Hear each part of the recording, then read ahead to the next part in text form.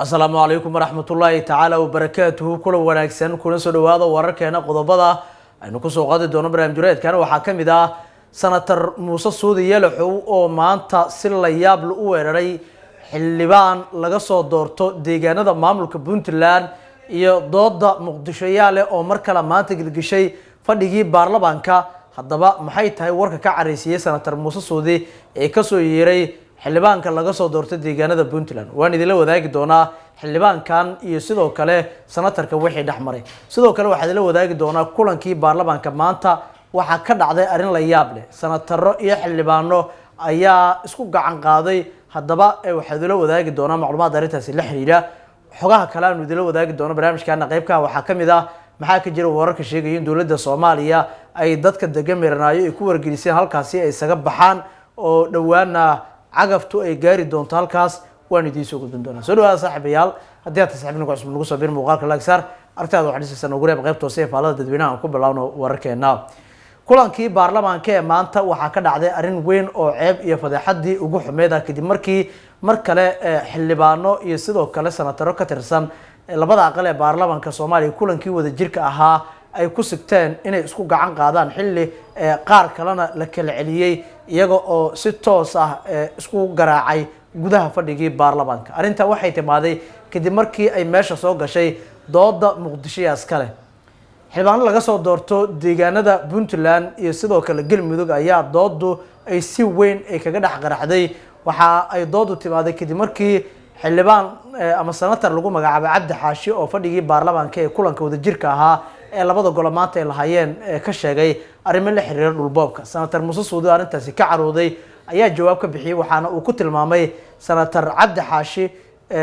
oo Puntland laga soo doorto inuu yahay nin waalan isla markaasina dhul uu ka maqan yahay dhulka uu doonayana in la siiyo ayuu soo jeediyay mar uu sanatarku uu dawladdu ku eedeynayay arrimaha dhulboobka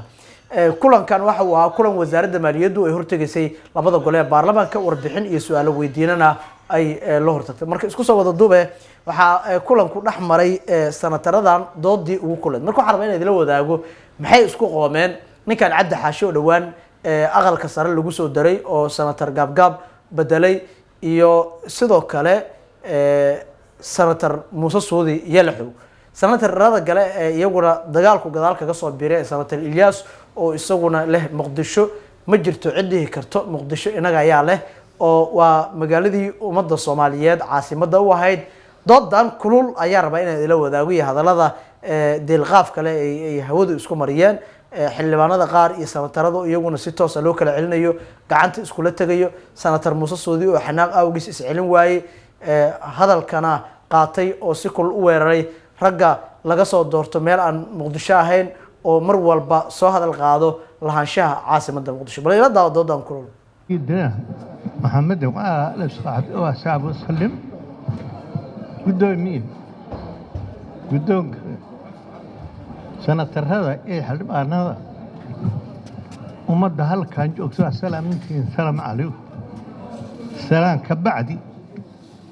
أنا وحاول سوي استاج أضوق أصلك كم مغان سنة تركها هالشيء أقولك كم مغان والله سيها dhulkiisa waa soo tagay waa ku cusub yahmaha nin fiicnaan badan oo bedelay aniga waxaan islaaha ninka ama dhulka ka maqan ama waalan yahay labaday ma tahay waxaan rabaa ama in dhaqtar loo diro la cadeeyo ama dhulkiisa oo la yimaad oo la siiyo salaamu calaykum سنة هذا عبد الناصر ka hadlay oo aan diiday waxay ahayd in magaalada caasimadda Muqdisho dad gaari si gaar uga hadlaan oo waxaan leeyahay meeshan waa caasimadii waa meeshii dadka u dhaxaysay ama ha ka yimaado Kismaayo ama ka yimaado Seelac ama ka yimaado Hargeysa waa caasimadii Soomaaliya 35 sanadood waxay soo martay dhibaato iyo qabyaalad in waxa by now dadka laga saaro weeyay laakiin maalin walba hadii dhagahoodii lagu soo shubayo annaga le iyo wixii iyo dadkii wixii laga dhaadhicinayo xildhibaana adigoo Muuse Suudi la hadlayo oo qabyaalada jooji dhahaya ayaan arkaynay maxaad ku diidaneed muuse meesha wuxuu ku yimi markii sanadka uu soo raadinayey wuxuu ku yidhi waxaan idinka celinayaa niman warlordisa oo meesha soo gelaya marka oo qabiil buu ku soo galay marka sidii uu moodayaa oo maalin walba ninkii xamar ka hadla wuxuu moodaya xamar inuu isugu leeyahay xamar waa caasimaddii u dhexaysay qof kasta Soomaaliya muusasadu marka waxaa leedahay hogaamiye kooxeed ahaan oo baarlamaanka ku yimid waaba ogta meeshu ka yimi aniga weydiin baysid laakiin maskaxdiisa waxa ku jira inuu weli meeshii taagan yahay laakiin waxaan leeyahay muusow arrintaa ka soo bax senator Soomaaliyeed noqo dan Soomaaliyeed iyo dan qaran ka shaqeey hantida dhulka dawladda ka hadashay oo la iibiyey xisaab xirka miyana ku jirin kuma jirto ninkii gudoomiye guddidana waa maqlayseen halkuu oran lahaa dhulkii afna bari buu galay iyo meelan laga hadli karin su'aalado aan ahayn waajib ama sax ayuu ku jawaabay هذا وسط وهجاج warbixinada ugu dambeeyaan fiirinayna magaalada Muqdisho iyadoo muddooyinkii ugu dambeeyay dood kulul ay ka taagneed arrimaha la xiriira dhulalka dawladdu ay dadka ka barakacinayso ayaa hadana waxa la soo sheegayaa in mirnaayada dadka degan loo sheegay in halkaasi ay isaga baxaan sabab la xiriirta dawladda Soomaaliya oo dhulkaasi doonayso dhulkaasi dadka degan waxa kamid ah Senator Muuse Suudi Yelxow oo dawladda qorshaheeda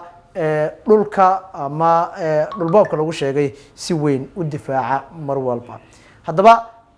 lama oga halka xal uu ku biisho doono dadka ayaa arintaasi ka soo horjeestay durbana waxay bilaabeen abaabul ay kaga hortagayaan dawladda iyo qorshe ku doonayso in mirnaayada lagu burburiyo mirnaayo waa halka uu xasan sheekh ololaha doorashadu ka soo bilaabay haddana uu dib u kaga soo bilaabayo in dadka halkaasi degan la barakaciyana waxa loo arkaa in madaxweynuhu uu kalsoonida Senator Muuse Suudi oo aad u difaaco iyo ragga kale ee beeshiisa ah uu ku lumin karo nabadgeliyo ciidanka dhaxdiisa loola adeegsanaya nana soo gaar mudana madaxweyne nimankeena waa weyne xooga dalka ku nima weyne nimankeena waa wada dhinteen ilmihi agoonta ahay nimankana hara naafada ahay baa maantana laxaaqaya raxmatullahi wabarakaatu mudana madaxweyne والله وكو هالجن هذا وكو هالجمينا إن هذا كدورنا ديار ونهاي مركز تبع وكل جرنا مركز تنا كدورنا ديار ونهاي وكو تاجنا هاي وحنا حاسس كعيدة ماذا حاسس كعيدة ماذا نهاي وكو تاجنا هاي كدورنا نتاجنا هاي ورشة أيضا لجارين بأننا لجبنا يا ونولا تاجنا في العصر صعب حنا تاجنا جناح ستة وليس تنا تاجنا مو ذا لما الحين ما أنت مالي ولا كاي كلام الله كاري نجس سوكر جناح ستة نجس لما كان واوينا حاجة dalka ku nima weyne nimankan waa wada dhinteen ilmihi agoonta ahay nimankana hara naafada ahay baa maantana laxaaqaya nacaawi mudana madaxweyne nacaawi Ismaaciil Madayjito kasoo jawaab hooyo Soomaaliyeed hooynayso oo nimankoodu waayaan nahay oo ilmahoodu waayaan nahay oo wiilashana waaweyna aaway shabaab baa lahay nimankana shabaab baa lahay حاسس عيدا بحث ما أنت عيدك تحدي سنة لا نكسنايا